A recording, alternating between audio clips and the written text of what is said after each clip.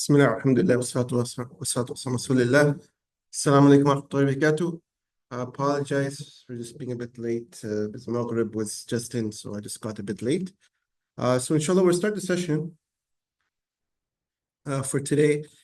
And this is the second part in the series, Proofs of Islam. Last month, we did a lecture on the proofs of the existence of Allah subhanahu wa ta'ala, of God.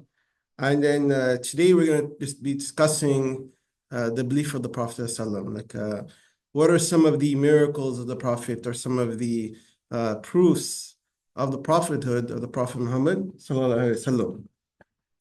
So this will be our second session. And then for the next session, the final session will be discussing the miracles of the Quran. So that's how we'll proceed. And to discuss the idea of the proofs of prophethood, the proofs of that the Prophet ﷺ got revelation from Allah, that he was a prophet, we're going to be discussing it based on three categories of proofs. First is what you could call pre-Islamic proofs. Any idea what that would mean, pre-Islamic proof? Yeah. For example, his birth, or the angel when he dissected his heart, like when he was a young child. Yeah, so that's, yeah, if you look, so there's literature out there by classical scholars on the miracles of the Prophet ﷺ. So one book, for example, the Shifa al-Qadi Iyad, and there's many others. There's a whole genre of literature. And they talk about the miracles before he was a prophet. For this course or this lecture, we're not going to be discussing in that context. We're going to be talking about, can we get some hints of indications of the existence of the Prophet ﷺ, that he was going to come from previous religions? That's what we're going to be discussing. So that will be the first set of proofs. And I'm going to be discussing some limitations regarding that type of argument. Second, we're going to be discussing the proofs from his life and the early Islam, essentially. And the last will be his prophecies. You know, his basically his prophecies about what will happen in the future, which I personally find is a very fascinating set of proofs. And it's something that's accessible to everybody. As we're going to see, the first set, it's not as accessible. Second, of course, Sirah. But I personally find the third set very powerful when giving dawah and, you know, discussing with others. Now, the idea of pre-Islamic proofs, that when you go and you look into the different scriptures that exist in different civilizations and different religious traditions, can you prove from that the veracity of Islam? If you guys remember our first session, we talked about, if you look into the different scriptures, you will find indication for the proof of the existence of God, the different scriptures throughout the world, right? And it's really interspersed in the different religious scriptures. You'll find a lot of it, right? And you even find it beyond the scriptures when you go and you study, you know, the different tribes that might not have physical scriptures, but if you go to their belief system, you'll find that as well. For discussing, you know, the proofs of the coming of the Prophet ﷺ, we could also look into kind of the world traditions, the religious scriptures of different world religious traditions. But there's some difficulty in that. It's not the easiest thing to do. It's really meant for specialists, and it's not easy. Why is it not easy? One, when you go to the different scriptures, you have to first look at the element of whether that scripture is preserved, right? And we'll discuss this more in our last lecture. But the different world religious traditions, actually, all the major religious traditions, their scriptures have been altered. And that's something that academics have discussed, right? And even people who follow the faith, who are like academics, who are scholars, accept that. So because of that, it's hard to discern what's authentic and what's changed. That's one issue. Second issue is that the Quran makes it very explicit that it speaks about Ahlul Kitab, the Jews and Christians. So you have kind of a more clear understanding that these are nations that got scripture. The Quran is silent or more vague about whether Hindus or Buddhists. We don't know. It's not that because if you remember the last lecture I mentioned, every nation got a prophet sent to them. So that is clear. But now whether those scriptures that we have access to, whether that's coming from a prophetic tradition or not, we actually don't know. But when you look into the scriptures, you find some amazing things, right? Comparative religion is a very fascinating field in the field of dawah. But again, it's not an easy thing to do in terms of dawah. And then there's the other aspects, which is interpretation of the text, right? It's not easy. For example, in terms of the Bible, it's a bit more easier, but you have, for example, the Old Testament is Hebrew.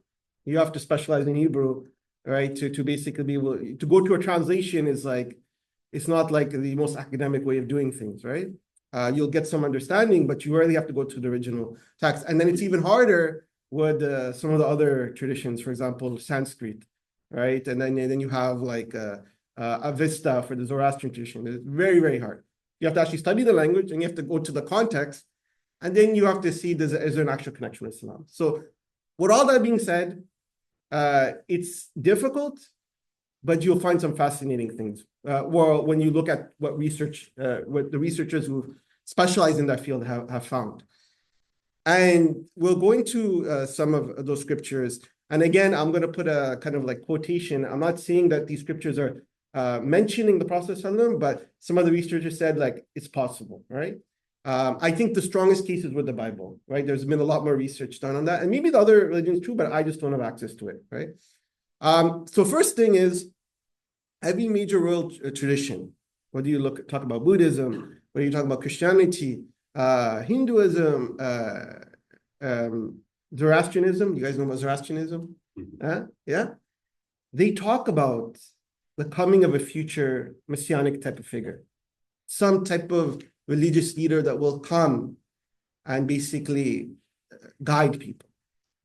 So in Christianity, you have the concept of Paraclete. In Zoroastrianism, you have the Soishant, probably pronouncing it wrong. And then you have in Buddhism, Maitreya. In Hinduism, you have this idea of the Kalki avatar, the kind of, they have their concept of time is a bit different, but they will become somebody who will come and revive the Dharma, basically the pure religion. So every religious tradition has that idea. And again, some researchers have claimed that if you look at some of the description, it appears that it might be indicating the Prophet ﷺ. Now, to be fair, some of these descriptions, they might be somewhat general. Somebody could argue that for some other figure. Allah knows best. Again, I think the one that I've seen argued the most and the strongest case is for the Christianity and Judaism, like the Bible. But you find in these other scriptures as well some potential. So Zoroastrian tradition, which is basically the religion of the Persian Empire before Islam, they had this concept of, as I mentioned, a future messianic figure, Soshiyant, again, I'm probably pronouncing it not right, that will come and, guide people to the truth, etc. And some people have kind of looked at the different words that speak about this figure and say linguistically it refers to, if you look at the meaning, it means the praised one, which is basically the Arabic name for the Prophet ﷺ, Muhammad or Ahmed, right? Again, Allah knows best, right? Not an expert in Zoroastrianism, and I don't think anybody here knows anybody who's expert. And if you do, introduce them to me. I would be fascinating to speak to them. One of the interesting things about Zoroastrianism, and this is one thing that's very fascinating, when you do comparative religion, you'll find there's so many similarities. There's differences, there's definitely differences, but there's so many things that you'll find parallel to the teachings of Islam. So in Zoroastrianism, one of the terms for religion is Daina, which is close to Deen. In their tradition, they have this concept of the Shinvot. So there's a day of judgment in the Zoroastrian tradition. And in the next life, the person's going to cross this Shinvot, which is a bridge to get to paradise, or if they fall, they end up in hell. And that bridge will basically, I think for them, they refer to it as a sword. Its size is going to vary depending on how the person lived in this life. Very similar to the concept of Sirat. Another interesting thing is Zoroastrians had a tradition of praying 5 times a day. Now their form of praying was different than us, but they prayed 5 times a day. And they had the concept of wudu. And before they prayed, they would say, wash your face, hands, and feet. Very, very interesting, right? Because in wudu, what are the four things mentioned in the Quran about it? It's basically wash your face, your head, your hands, and your feet. Again, very interesting. And then they also, there's other things. Now, one interesting thing is about this, I have to mention, when you mention these things, a detractor and, Orientalists have kind of been like, oh, the Muslims just stole this from these. That's what they'll say. I mean, if you want to argue that Islam's not true, and they could argue that, but the problem is if you go and you study the other religious traditions like Hinduism, and then you start to see the parallels there. I mean, how did the Muslims steal all those different traditions? It's and then like cover it up. So the more you start studying the similarities between Islam and the other religious traditions, you'll find those type of things, and Allah knows best. So in Hinduism, again. So Hinduism, so first thing about Hinduism you have to understand is Hinduism is not just one tradition, right? It's a term that was, the British, when they came, they gave to a set of religious traditions. So even when you look into the scriptures, it's speaking of multiple different beliefs that contradict each other, right? So you'll find in Hinduism justification for paganism and all those things, and you also find very monotheistic message, as well as I mentioned to you guys last session. So again, one of the things that's mentioned is, so in the Hindu tradition, you have this idea of avatar, which I think got popularized in Disney, well back, but this idea of like kind of an incarnation of God, which of course in Islam is an anathema, but we don't believe that people come as, we believe in prophets who basically have a communication with Allah. But, as I mentioned, if this is original revelation, that from the Islamic point of view, it could have just got changed and corrupted. Just like we don't believe Jesus is God, he was a prophet, but he got elevated to God. It could have been that this concept also, initially there were prophets and God, but again, Allah knows. So one of the things that they mention is that there will be this avatar, Kalki avatar, that will come during the end. In them, they have a cyclical understanding, but this is during the Kali Yoga. Basically, when everything is really bad. And, that Kalki avatar will come and establish justice, spread the truth, etc. And one of the interesting things mentioned about this Kalki avatar is he will have a father by the name of, whose title will be Vishnu Yash, which is, if you take the linguistic meaning, means servant of God, which was the name of the Prophet's father, Abdullah. And then his mother will be Sumati, which again, if you go to the meaning, means peace. And the name of the mother of Prophet was Amina, right? So again, very interesting. This is just some other things. Buddhism, again, I find personally the argument for the Buddhist tradition, when they mention this, I found it a bit more, maybe not as strong, because they basically mention, again, the Buddhists are waiting for this figure, the Maitreya, somebody who's going to come and revive the true teachings. And then they basically, the people who argue, well, if you look at the meaning, it's a description of somebody who's compassionate and, will spread the truth. But it's very vague, right? It's that can apply to other people. Allah knows best. I'm just mentioning all this, but if you're interested, I'm going to give you some resources after where you can kind of look it up. I think at least for me, what I'm cognizant of, where there's been more research done is in Christianity and Judaism. Muslims have done a lot of research historically, talking about this idea that within the scriptures, there's a description of the Prophet ﷺ, right? So that's what's kind of a bit more accessible to me. And again, even this too, I'm not an expert in it, but there are people who've kind of been experts in this field. One person that's well known in the US is Dr. Ali Al-Tai. You guys know Ali Al-Tai? Yeah. He's, he knows Hebrew and he studied it. He's a researcher in the US. So some of the descriptions. So we have the Old Testament and New Testament. So this is a bit, you guys know the distinction, right? The Old Testament, it's basically, well, first of all, for Jews, there's no such thing as Old Testament. There's no Torah. They don't believe in the New Testament. If you don't believe in the New Testament, there's no Old Testament, right? But this is the book that the Jews accept, and of course Christians accept it as well.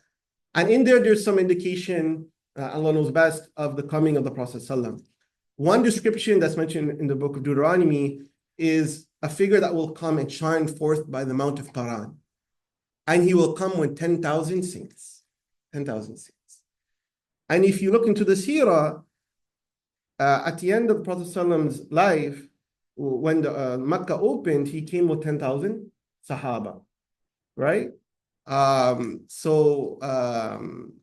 That's one thing. And also Paran, some of the researchers mention that this refers to the desert of Arabia. And again, I'm going to give you some resources so you can research it further. If you ask me to go into the detail, again, I'm not an expert. I'm just quoting what experts have said. Another interesting thing is in Song of Solomon, the actual name Muhammad is there, Mahmadim, right? It's in Hebrew though. The im at the end, researchers argue it's just that, because that's like a plural, im. But this is a term of honor, right? Yeah, you have this in Semitic languages, even in French, right? If I say instead of tu, vous, right? Because I'm honoring you, right? So that's what you have also in Arabic and Hebrew and these type of things. So if you take that, it's Mahmadim, the name is literally there. Again, people will argue that this is a description of something else, not the Prophet ﷺ. But Muslims argue, look, the name is there. And then if you look into the description of this Mahmadim, it describes, that he has wavy hair, his hair is black as a raven, etc., etc. Very similar to a description of the Prophet ﷺ. And there's a really nice book that came out recently by Sapiens Institute. I don't know if you guys have heard Sapiens Institute. They're institute based in UK, and they came out with a really nice book to discuss this in detail called Abraham Fulfilled, a biblical account of God's plan for Ishmael in Arabia. A very, very nice book, and they go into it in detail. Okay, and now we go to the New Testament. So the New Testament is what the Christians accept, right? And the New Testament essentially is an account of the life of Isa and writings of Paul, essentially, right? So in one part, in the book of John, there's 4 Gospels in the New Testament that are canonical, basically they're accepted. And in that, Jesus mentions that he has things to teach the people, but he can't teach it now. They won't be able to bear it. But somebody will come, the Spirit of truth will come, and he will guide people to the truth. And he will not speak from his own accord. He will speak only what he hears, and he will tell you what has yet to come. It's very interesting. He will not speak from his own thing. Revelation, right? And the Quran describes the Prophet ﷺ, he does not speak from his desires, right? And furthermore, you go into the Testament, Jesus speaks about somebody who will come in the future. And again, I don't know how to pronounce this in the Greek, Parakletos, Kletios, or whatever. Somebody will come and he will guide people towards the truth, right? And they will teach people about the guidance. Now, Muslims will argue that the term there is a corruption of, which the other word I'm going to mispronounce it too, but Parakletos. And if you look into the linguistic meaning of it, it is the most praised one, which is the name Ahmad. Again, very interesting to see that connection. And again, some Christians will be like, no, this refers maybe to the Holy Spirit, etc. But if you look into the early writings of the church fathers, they were actually waiting for a physical person to come, somebody to come. They were waiting for somebody, right? And then in terms of that kind of corruption, and again, we'll get into this more in the third lecture, when you study manuscripts and the script of manuscripts, it's very easy for a word to just be distorted like that and changed. It's very, very easy, right? And then even in certain languages, for example, in Arabic, right, you have a word, if you don't have the harakat and the dots, it's very easy to kind of misinterpret what the word means. So this ancient languages are full of this type of anomalies, basically potentials of being misinterpreted. So as I mentioned, the idea of paraclete, the Quran itself mentions that Isa mentions that somebody will come. Isa mentions that somebody will come, and he mentions that that person's name will be Ahmad, which is the title of the Prophet ﷺ. Okay, and now another prophecy. This is actually more of a interesting thing to reflect upon. John the Baptist, right? In the Islamic tradition, Yahya, he was a contemporary of Isa, of Jesus, right? And there's a passage in the book of John which is very interesting, where somebody asks John the Baptist, "Who are you?" And then he says, he asks who he is, and he says, "I'm not the Messiah. I'm not the Messiah." Right? The Messiah in Islam tradition is Isa, right? Is Jesus. Then he says, "Are you Elijah?" He says, "I'm not Elijah." He says, "Are you the prophet?" He says, "No." Now, this is telling us something very interesting. There will be a prophetic figure that will be distinct from the Messiah. Not the same, right? Now, who is this prophet they're referring to, right? So those are just some examples, right? I'm just giving you a taste of it. As I mentioned, our first session, everything I'm going to be discussing, there's people who literally do PhDs and dedicate their lives for each subtopic, right? So this is just kind of a taste of what kind of researchers have done.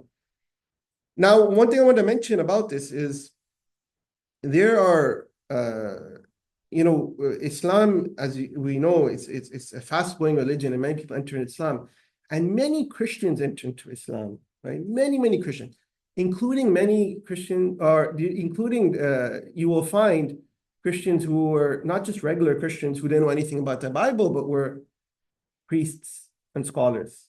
I'm just mentioning a few who are like known that you could go research. Gerald Dirks. Gerald Dirks, has anybody heard of him? No. Gerald Dirks, he was a priest. I think he was from the Mennonite tradition, which is a very beautiful tradition. If you know the Mennonites and what are the Amish? You guys, they're people who are very detached from this world. They go live in very simple lives. Very interesting community. So Gerald Dirks, he was a scholar of Christianity. He actually did his master's in divinity to become a priest in Harvard University. And he ended up having some Muslim friends at one point, and he got interested into Islam, and he eventually became Muslim. He was a priest. And he actually wrote books about Islam and its connection to Christianity. One book that's very interesting is The Cross and the Crescent, where he kind of makes these connections between Islam and Christianity. Another figure, Hilyan Higi, who is now Sim Saeed Abdul Latif. So he's the one on the picture. He's a more recent figure who kind of got viral on online on YouTube and this and that. Again, he was a priest who basically converted to Islam. You could go on YouTube and look at his conversion story. Very fascinating. Abdul Ahad Dawood, formerly known as David Benjamin Kildani, also a priest. He's a bit, I think he was in the early 20th century, if I remember correctly. And he wrote, actually, again, he also wrote books, basically proving that, Islam was the religion, that Christians need to basically accept. Ibrahim Richmond, he's also somebody more recent. He was an African priest who, anybody heard of him? No? He saw a vision of the Prophet ﷺ, and he basically became Muslim, and even his kind of following became Muslim. And then he went for Hajj. Again, you could go check him on YouTube. It's very interesting. And Yusuf Estes, he was popular back in the 90s. I don't know if he still is. I don't think so. He actually came to McGill, I remember when I was really young. I think I was in college at that time. So he also was a priest who became Muslim. Just some examples, but there's many examples of this. And you'll find this even in other traditions as well. One famous convert from the Jewish tradition, who he himself wasn't a rabbi, but his father or his grandfather was a rabbi, have you guys heard of Leopold Weiss? Journey to Mecca? Muhammad Asad? Yeah, his name before Islam was Muhammad Asad was a really amazing person. He's basically, his father or his grandfather was a rabbi. He was a journalist, and then he basically became into Islam, and he really he wrote a translation of Islam. He lived in the desert to study Arabic. He was a really amazing, fascinating figure, and he wrote very nicely. I really like some of his stuff. Okay, so that's the proofs when you're talking about before Islam. It's very fascinating compared to religion, but like I said, it's not accessible to most people, right? It's not the easiest thing to kind of do it. You'd have to rely on experts, and that's where you go. But and there are people who are experts. I know more in terms of in Christianity, there's a lot more like people who specialize in Christianity and Judaism, but even in Hinduism, and the most famous example is probably who, like, anybody know? He's from like India, then Malaysia, chapter 1, verse 22. Exactly. He's probably the most famous, right? He really like he makes, there's people who are scholars who are not famous to do it, but he's like, he's a public speaker and he's very good, right? Okay, now let's talk about the proofs of prophethood from the time of the Prophet ﷺ. And this is, when you look into the seerah, the life of the Prophet ﷺ, you can't help but be amazed and moved. And another interesting thing about the seerah is, perhaps in comparison to any other major religious figure, the Prophet ﷺ's life is the most well documented. It's documented to the teeth, right? There's so much literature on his life, which you won't find in, like, for example, Isa alayhi salam, Jesus. There's a lot that you can't find, right? To the point there was some like in like the 19th century, 20th century, when West was moving away from Christianity, there were some people who argued Jesus didn't exist. Now that's a bit strange to say, but the point is there's not as much, and even the Gospels, and we'll discuss this in our next session. There's a lot of issues with it in terms of relying on them in terms of historical documents. So I'm just going to mention some, right? The whole seerah is just amazing, right? But I'm just going to mention some tidbits of the seerah in terms of some of the miraculous things about the seerah. This one's an interesting one, and then I'll ask you guys why I personally think it's a miracle. So at the time of the Prophet ﷺ, when he was giving his talks, his khutbahs, right? When you give a khutbah, you have a member, right? Where you stand and a pulpit, right? And you speak. But before at the time of Prophet, initially there wasn't any member. So he would stand by the trunk, like a trunk of a tree. And then the Sahaba built him a member. So then he stood away from the trunk of the tree and he started giving it there. And the trunk of the tree, the Sahaba heard crying coming from it. Why? Because it had love for the Prophet ﷺ. It wanted the Prophet ﷺ to be by it. And it's mentioned the Prophet ﷺ embraced it to basically console it. And it's mentioned, had he not done that, he would have cried until the judgment. And one of the scholars mentioned, how dead are our hearts that this tree couldn't bear just being a few meters away from the Prophet ﷺ. We're so distant. How come we don't feel that pain? Okay, so a tree crying, trunk of a tree crying. Why would I consider that a miracle or a proof of the Prophet ﷺ? Any idea? Online person, yeah? It's the companions who heard it. It's not, and so companions hearing the tree cry, we can't. So that's a Yeah, but what if they just made up? Then if somebody says, "Oh, whatever," it's like they just made it up. Why would it? Here's the thing. There's a documentary that came out maybe like 20 years ago. It's probably some more up-to-date stuff called Smarty Plants. Smarty Plants. It's only recent in history, through the advancement of science, have people discovered that trees and plants have emotions and they communicate. If you go by a tree and plant right now, are you going to hear it? Is it going to talk to you? If you come to me and you'd be like, by the way, this tree's speaking, I'm like, oh, this guy's kind of crazy. But if now, to the advancement of science, there's technology we could hear trees communicate and also display emotion. Very interesting. And yet this narration shows that this tree had emotions. Very, very interesting. I was actually even, when you go into our tradition, it's amazing how advanced the scholars were and our tradition. I was just reading recently, one scholar, Ibn Qudama, he's a scholar who lived at the time of the Crusades. He mentions in one of his things that a person, when they're walking, they should not just take, like when they're going past a tree, they should, somebody just bored, you grab a tree and you just break it. They're like, you should not do that. This is dhulm. Because you're basically, that's not the purpose of the tree. You can't just break it for no reason. I mean, so like this thing out deep, who would think like that, right? But they were really thinking at some other level. Okay, next, in terms of his social message, right? As we know, the message of Islam was a message that called for the equality of all people, right? There's no distinction between somebody, whether they're Arab, non-Arab, black, white, right?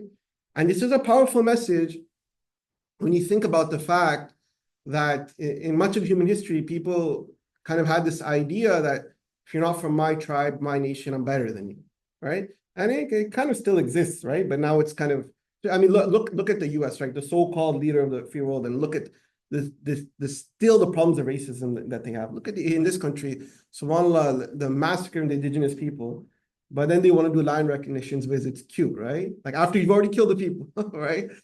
Right. And unfortunately, and then have what the National Day of Remembrance on, which for some reason the Quebec government doesn't want to recognize or celebrate or something like that, right? But the rest of Canada does. So we still have a serious problem of racism, right? And not to say Muslims are not racist, right? Muslims have problems with racism. I mean, the teachings of Islam were advanced, right, for that time, right? And the Prophet implemented this, during his life, right? That there was Sahaba from everywhere. Salman al-Farsi was Persian, Bilal al-Ta'ana was from Habasha, and the list goes on and on.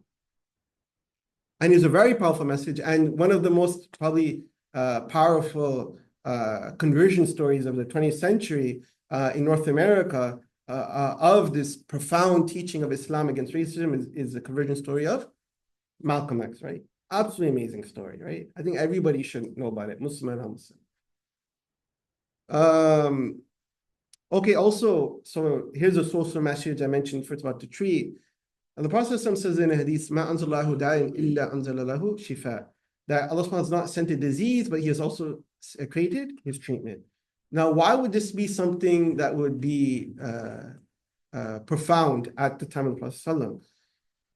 Imagine many cultures and civilizations, if somebody's sick, some of it will be related, they would understand it's a biological thing. Other times they'll think this is a spirit and this and that, they're possessed, you can't do. The Prophet is giving a key to the Sahaba at that time. These are people who are not advanced in science or anything. He's saying if there's a disease, there's a cure. So what does that mean? We'll search for medicine. And Muslims were leaders in medicine for centuries, right? Ibn Sina, and the list goes on, Razi. There's so many who were, Ibn Sina's medical books were used in Europe for centuries. And this was something revolutionary. And this is something that, in general, when you talk about the golden age of Islam, right? You see how Muslims advanced in science in a way that was just absolutely amazing in kind of the peak of Muslim civilization, in the peak of their thing. And one of the interesting things about it is, so if you look into Western the history of Western civilization, right? There was a conflict between science and religion, right? This is the narrative. And then as Western Europe gets further away from religion, they start advancing into science, and they kind of push religion to the side. They felt that religion was an obstruction to their progress. Muslims didn't have that issue. And that's why you had Muslims who were scientists and were also scholars. You look into the bios of Muslims during the medieval period, and your mind gets blown. You're like, this person was he was a hafiz of Quran, he was a hadith, he was like a surgeon. And like, how is somebody doing all these things? Because they had a holistic understanding of the world. Islam wasn't a hindrance to the advancement of science. If anything, it encouraged Muslims to advance in science. Okay, and now another thing is, the Bible itself says in the book of Matthew, by their fruits you will know them. I mean, when you have religious teachers, people who claim to be prophets, how they affect the people around them, you will know. And the Prophet ﷺ transformed the Arabian Peninsula in a way that still people can't understand how it happened, right? The Sahaba and the Arabian Peninsula, for all, things before Islam, they were considered savages, right? The Arabian Peninsula was between the Persian and the Roman Empire. The Persians, Romans, did they want to conquer Arabia? They didn't care. It was just considered just like this, place where it's just there's no civilization, just savages. Why would we care about this place? And yet the Prophet ﷺ transformed these people, and in turn, after the Prophet ﷺ died, they transformed the world. They transformed the world. And this right here is an interesting letter, but I think we don't have that much time, so maybe I'll skip it. But I'll mention something about this. So Prophet transformed the Sahaba in the Arabian Peninsula. Many of the people who became Muslim were the people who actually hated him and wanted to kill him, right? Many of his enemies became his followers. And then after he died, they spread. Islam started spreading.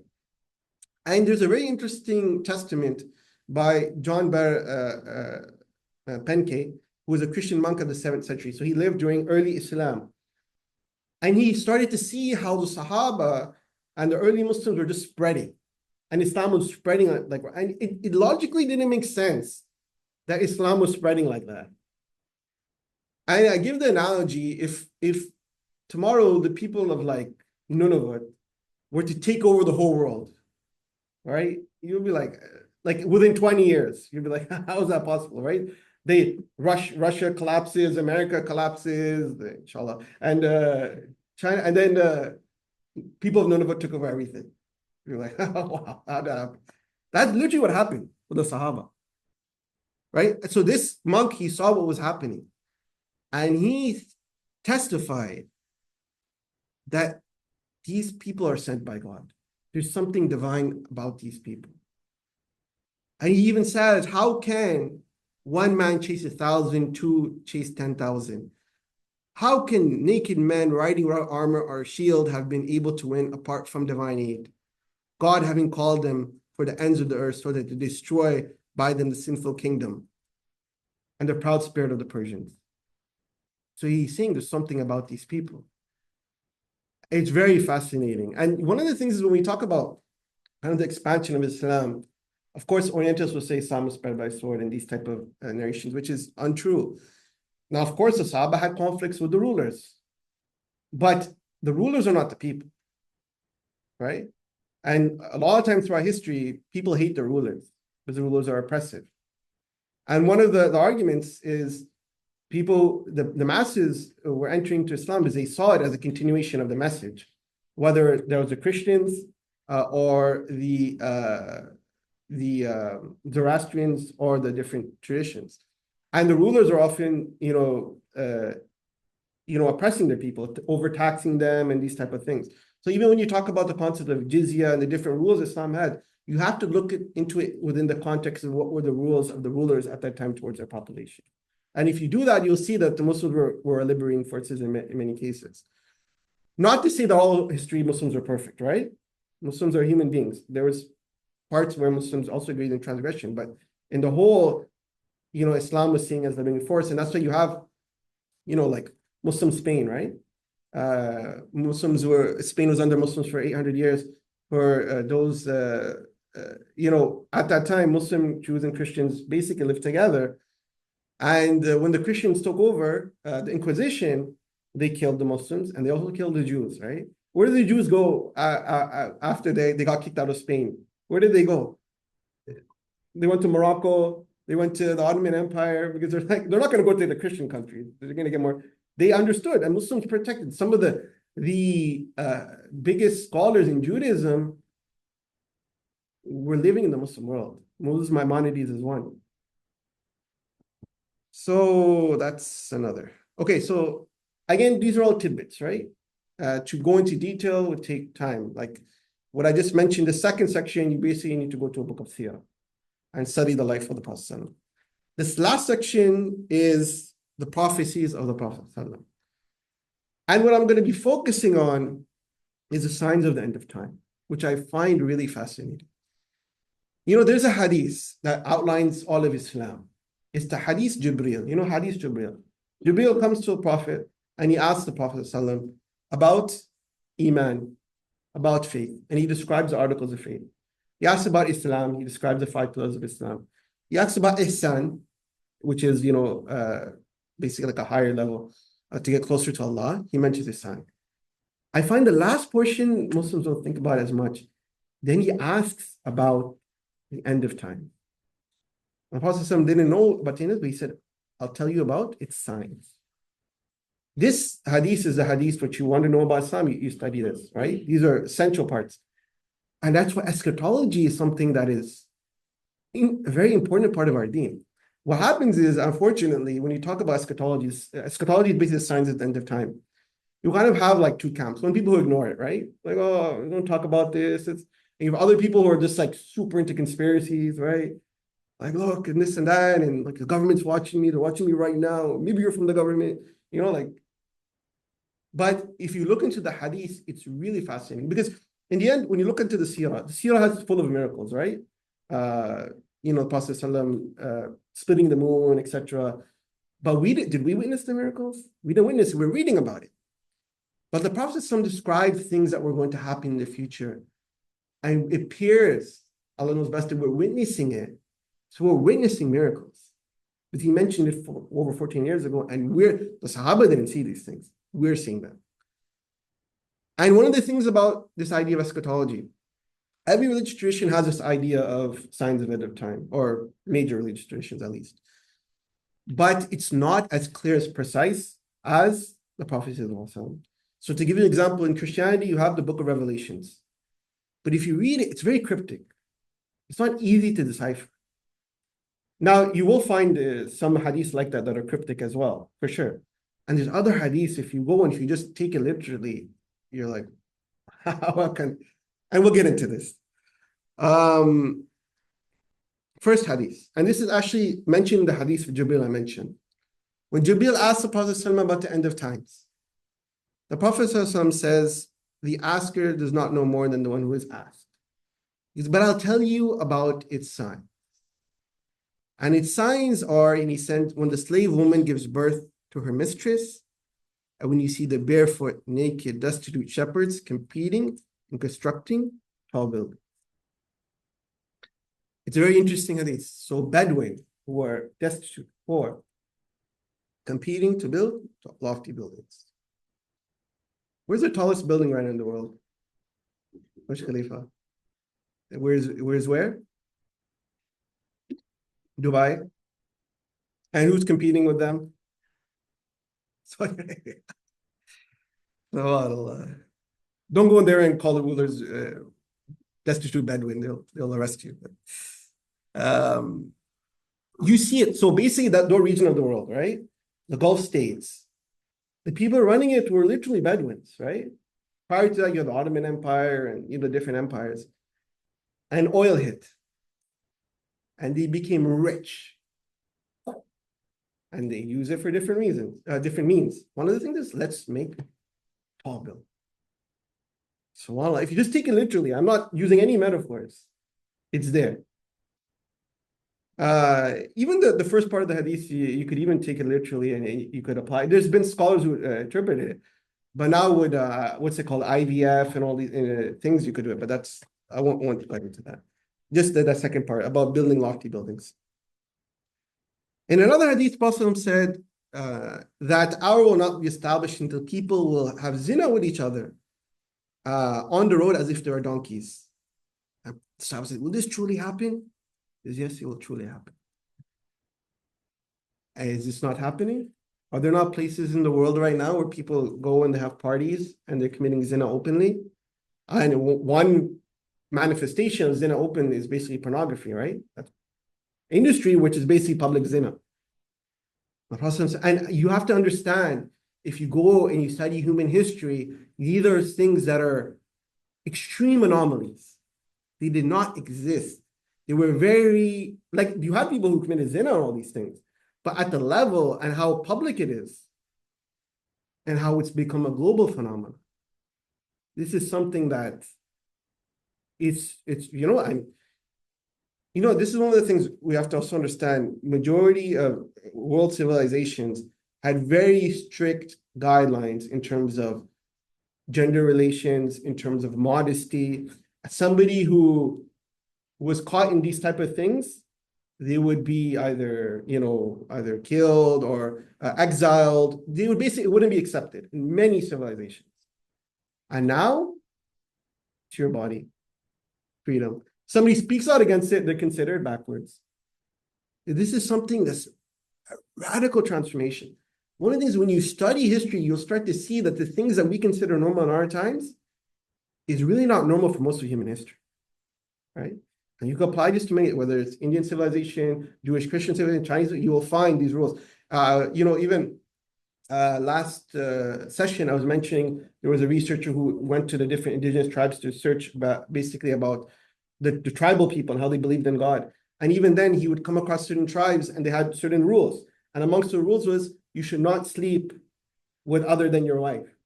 And this was considered a major sin, right? Tribal people who are considered, not having any culture and this type of thing. And the Prophet further said in another hadith, immorality, fahisha. Fahisha is sin, but it's not just regular sin. It's sin related to immodesty, sexuality. He says they never appear amongst the people to such an extent that they commit it openly, like in our times. But plagues and diseases that were never known amongst the people before will spread amongst them. These type of sins will come, and diseases will come that you never heard of before. We have advanced so much in medicine, and other diseases that are coming now, in particular related to sexuality, that we weren't aware of before. And you spend billions of dollars in research, and there's people still can't find a cure. Again, very interesting. And then another hadith, again, related to this idea of immodesty, you have the Prophet said that there are people will come that he hasn't seen, but there'll be women who will be dressed in it, they'll be naked, right? And then he described them further, this idea, again, of being dressed in it naked, again, in most cultures and societies, there was a certain level of modesty that was observed, right? Again, you would go to Indian culture. There's a very interesting video that you could search. I don't know what you would search. It's basically, you look up early videos of England in the earliest possible videos. I think they're like late 19th century or maybe early 20th, whatever. And the women at that time, they look like muhajiba. They're not Muslim. Because that was the norm, right? What we consider modest in our times is not modest, right? So things have changed a lot. Things have changed a lot, not just in Muslim culture, in cultures globally, right? Now you talk about the economic system. The Prophet said, a time will come upon a people in which they'll consume riba, usury. All of the people, did they ask all of the people? But this was considered strange. He said, whoever does not consume it will be affected by its dust. You can't avoid it. You can't avoid it. You could be the most strict Muslim, or if you're practicing, I don't know if any Jew or Christian actually practices that, but it's in their scripture as well. Who here doesn't have a bank account? You have to. How do you survive out of banks or what? Institutes based on riba. The economy is based on riba. The global economy. And this is something that didn't exist. And in fact, in the Catholic Church, riba was prohibited by the Roman Catholic Church for several centuries. It was considered a criminal offense. And I'm not an expert in economics, but there has been a shift in the economy over the past few centuries, where even money at one point was basically what? Gold and silver, right? Precious gold. And then you had money introduced, paper. But paper was backed by gold and silver. And eventually they decided it doesn't need to be backed by gold and silver. It's just paper.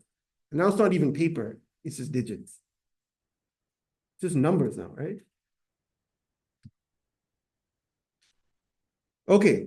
In another hadith, Prophet said, the leader, at the end of times, the leader of the people is the most despicable amongst them. I don't think I need to explain that. We all know what that is. The most honored man is the one whose evil people are afraid of. And in another hadith, actually, it's mentioned that some of the people who will be like the happiest in terms of like have the most status will be the lowest of the low. And again, we see this reversal in human society where some of the most loved and revered people are actors and actresses and musicians, where not too long ago, these were considered very lowly professions. Not to say every person in that is a bad person, but just to say those are not considered honorable professions.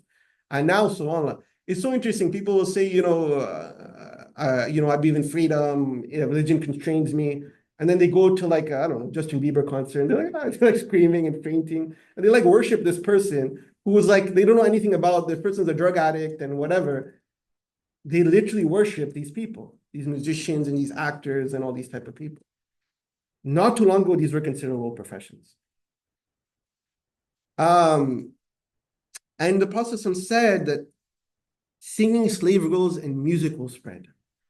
In another hadith, interesting, which I didn't mention in this slide, it actually mentions that musical instruments will be on people's heads. Again, not too long ago. In most human history, if you want to listen to music, how would you listen to music?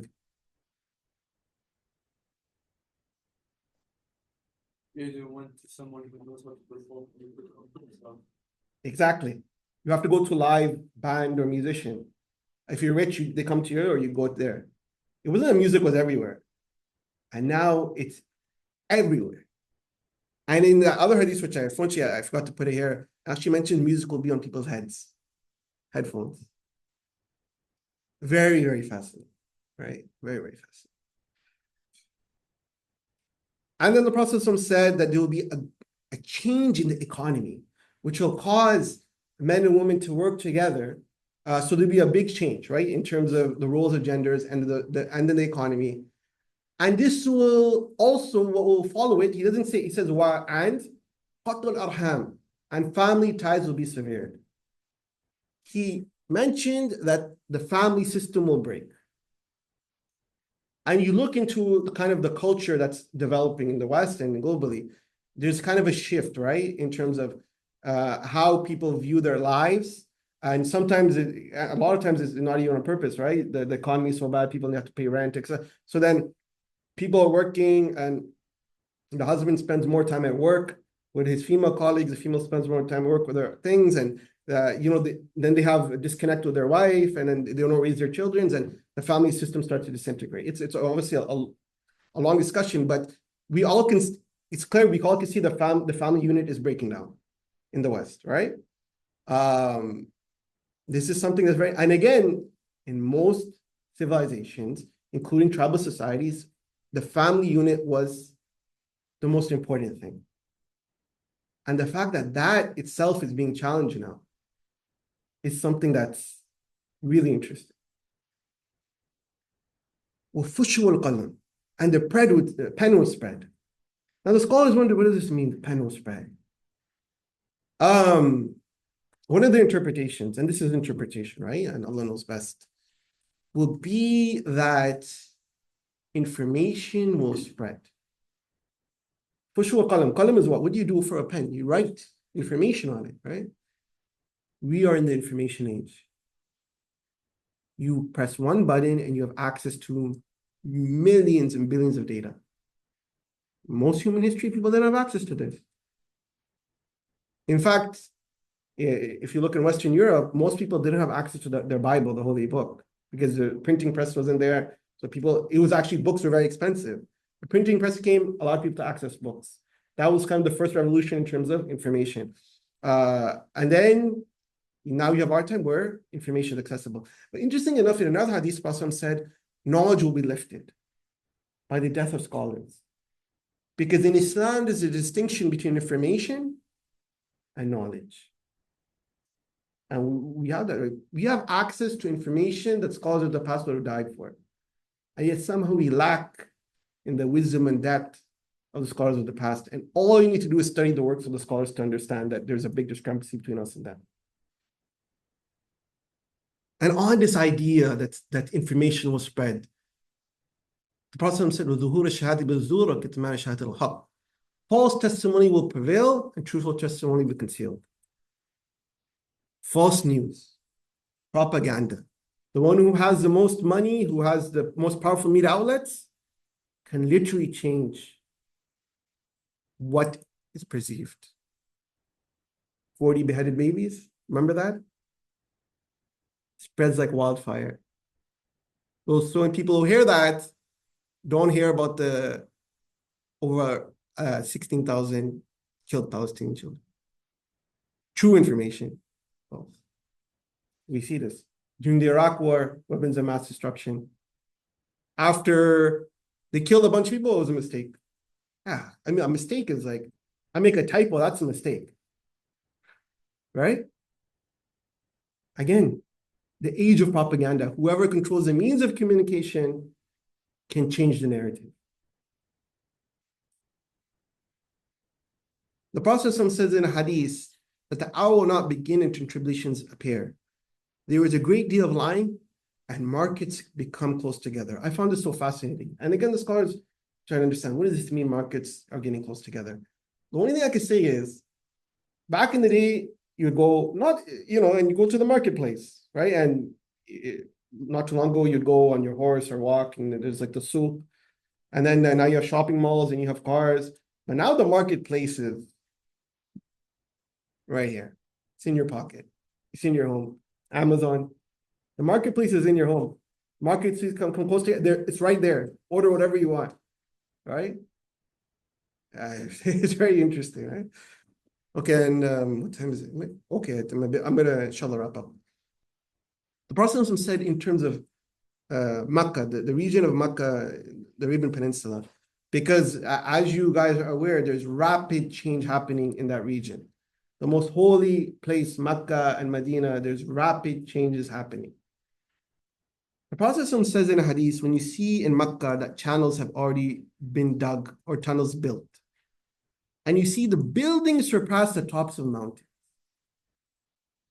Has anybody been to Makkah or Medina? Or Makkah, yeah?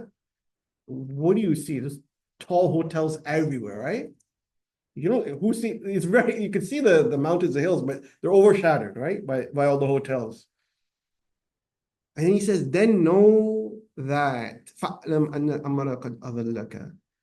the commands, and the scholars mention this refers to the hour, has already cast his shadow over you.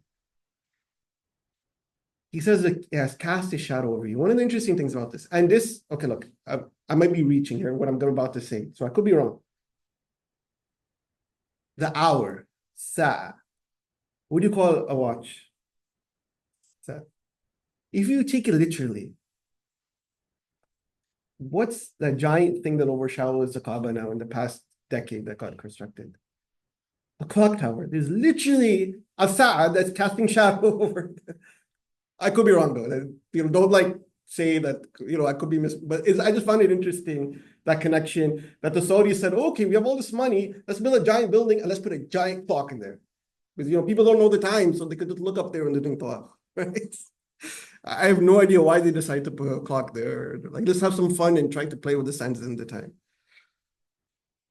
And then also the Prophet says that during the end of times, there will be abundance of wealth.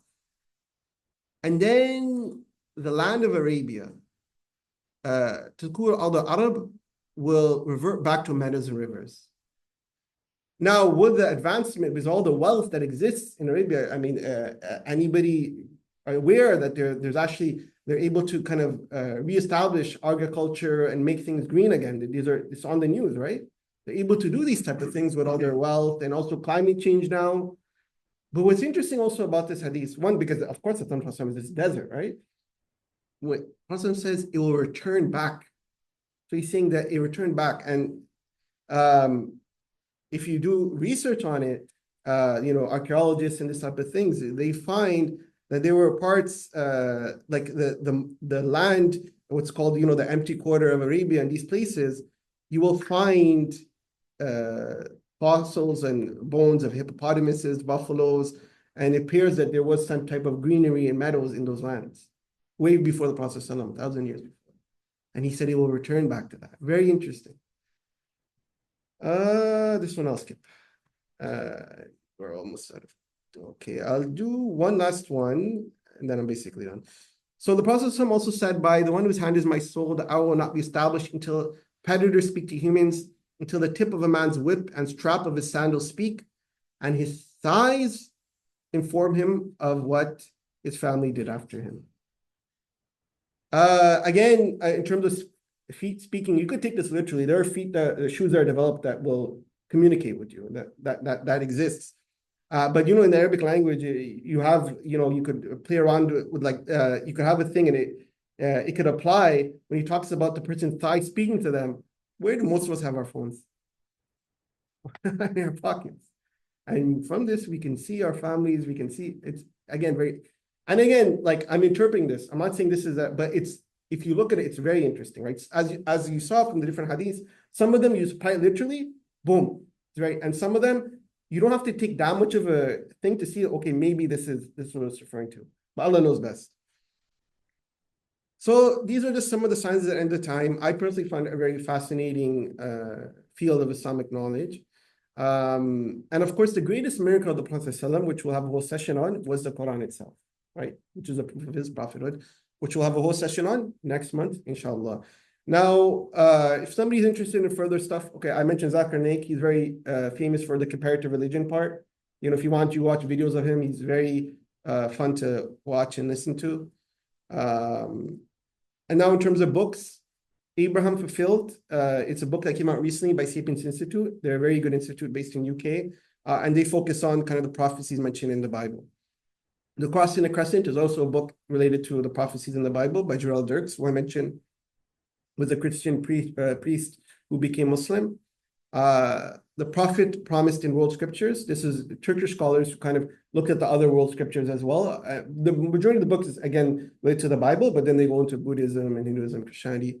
Forbidden Prophecies is a nice small book by Aira that also talks about the Prophet. Final Prophet by Sheikh Muhammad al-Ishinawi, also about his proofs. And then in terms of eschatology, The End of the World by Sheikh Muhammad al-Arifi. He's a scholar from Saudi. He has a really nice book about the signs of the end of time. And it's very nice and accessible because some of the books are kind of harder to read. And this he makes, and if you get it, it's like very nicely designed and it's a nice read. So that's it. Jazakallah khair, everybody. And if you guys have any further concerns or things, you know, as I mentioned, you know, I offer counseling or any type of questions through online. You can book it. But if you have any questions now, feel free to ask.